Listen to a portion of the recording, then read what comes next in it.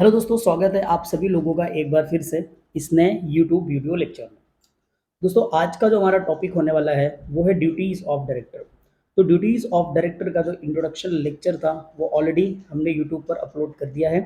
तो आप उसे एक बार देख लीजिए, उसके बाद आप इस लेक्चर को देखिए। तो आज हम पढ़ेंगे types of duties of director. So basically two types of duties of director, जिसमें पहला होता है स्टैट्यूटरी डायरेक्टर, सेकंड वन होता है आपकी सॉरी फर्स्ट होता है स्टैट्यूटरी ड्यूटीज़, सेकंड होता है आपकी जनरल ड्यूटीज़। तो let's talk about first what is statutory duties. So these duties are imposed by the companies act. ये जो ड्यूटीज़ होती हैं इनको इम्पोज कौन करता है? Companies act. And must be followed by the director. इन सभी ड्यूटीज़ को डायरेक्टर को फॉलो करना कंपलसरी होता है। एंड फेलियर टू कंप्लाई में रिजल्ट इन पेनल्टीज और लीगल एक्शन। यानी स्टैट्यूटरी ड्यूटीज़ को अगर डायरेक्टर्स ने फॉलो नहीं किया तो या तो उनको पेनल्टीज पे करनी पड़ सकती हैं या तो उनके अगेंस्ट लीगल एक्शन हो सकता है। स्टैट्यूटरी ड्यूटी में पहली ड्यूटी होती है to file return of allotment. Director को ये इंश्योर करना पड़ता है कि जो रिटर्न ऑफ अलॉटमेंट की फाइल है वो रजिस्ट्रार ऑफ कंपनीज में फाइल्ड हो जानी चाहिए। जब भी हम कभी भी नए शेयर्स इशू करेंगे तो उसकी एक फाइल बनती है जिसे बोला जाता है returns of allotment. Returns of allotment में शेयर्स कितने के थे, शेयर्स हमने किन लोगों को अलॉट किया है, उनकी पूरी की पूरी डिटेल्स होती है। यानी कि शेयर जब कंपनी इशू करेगी और जब अलॉटमेंट प्रोसेस कंप्लीट हो जाएगा, अलॉटमेंट का मतलब होता है जिन लोगों को कंपनी ने शेयर्स अलॉट किया है, जिन लोगों को कंपनी ने शेयर्स दिया हुआ है, तो उसकी एक फाइल बनेगी जिसे बोला जाता है रिटर्न ऑफ अलॉटमेंट। और ये डायरेक्टर की ड्यूटी बनती है कि वो रिटर्न ऑफ अलॉटमेंट को रजिस्ट्रार ऑफ कंपनीज के पास फाइल करेगा जब भी कंपनी नए शेयर इशू करती है। सेकेंड पॉइंट है to act accordance with the articles of association. दोस्तों, आप सबको पता है कि जो आर्टिकल्स ऑफ एसोसिएशन है वो कंपनी का सेकेंडरी डॉक्यूमेंट होता है। और articles of association deal with the internal rules and regulation regarding the internal management of the company. और आर्टिकल्स ऑफ एसोसिएशन में कंपनी के ऑफिसर्स का रोल क्या होता है ये क्लियरली मेंशन होता है। आर्टिकल्स ऑफ एसोसिएशन में डायरेक्टर की ड्यूटीज़ क्या होंगी, पावर्स क्या होंगी, ये क्लियरली मेंशन होती है। That is why director must adhere to companies articles of the association. यानी कंपनी के आर्टिकल्स ऑफ एसोसिएशन में उनके लिए जो कंडीशंस लिखी गए उन्हें वो फॉलो करना पड़ता है, which govern the internal management and decision making process। यानी आर्टिकल्स ऑफ एसोसिएशन ही पूरे के पूरे इंटरनल मैनेजमेंट को गवर्न करता है और डिसीजन मेकिंग प्रोसेस उसी के थ्रू होती है। नेक्स्ट थर्ड पॉइंट पे हम आते हैं to disclose the interest in the transaction.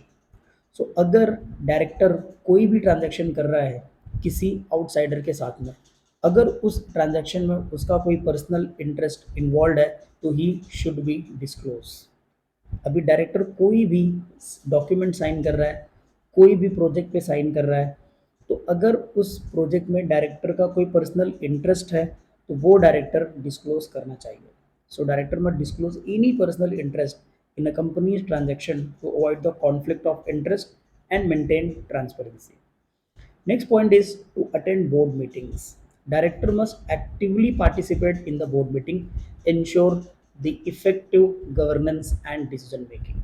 Because director जो होते हैं they are responsible for the day to day activities of the organization, as well as director का काम होता है पॉलिसी मेकिंग और उनको इम्प्लीमेंट करवाना।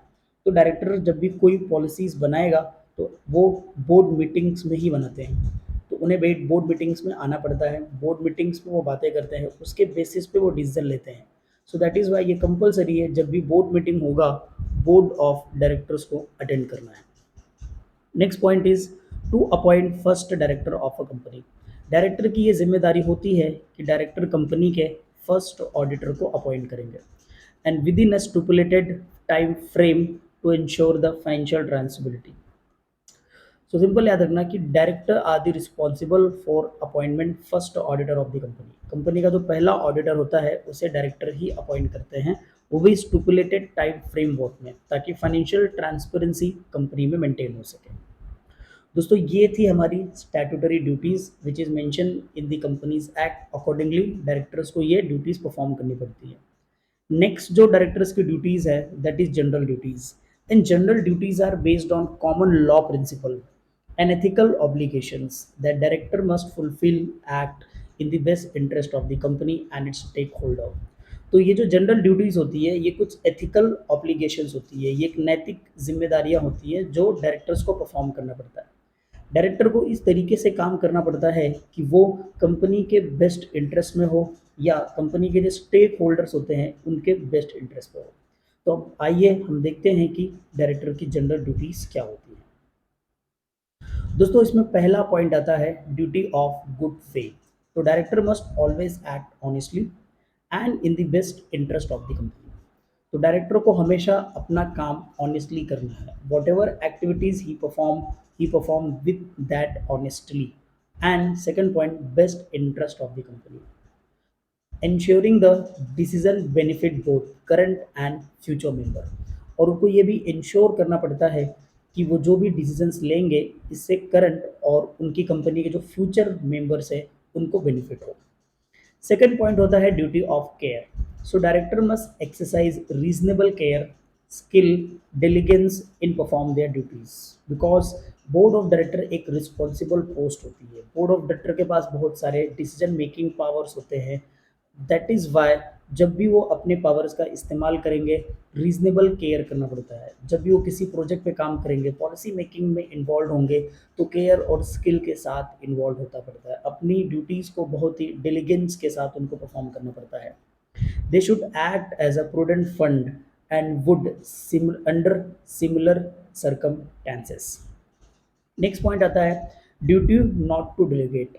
सो director being an agent of the company should not delegate responsibilities unless permitted by law, companies article और required due to urgent conditions. यानी कि जो डायरेक्टर्स की रिस्पॉन्सिबिलिटीज़ है, जो डायरेक्टर की ड्यूटीज़ है, वो किसी और के पास डेलीगेट नहीं करना चाहिए जब तक उसे ऐसा करने के लिए कंपनी लॉ परमिशन ना दे, कंपनी के आर्टिकल्स परमिशन ना दे, या फिर जब तक कोई अर्जेंट कंडीशंस हो तो उसी समय पे वो अपने ड्यूटीज़ को डेलीगेट कर सकता है।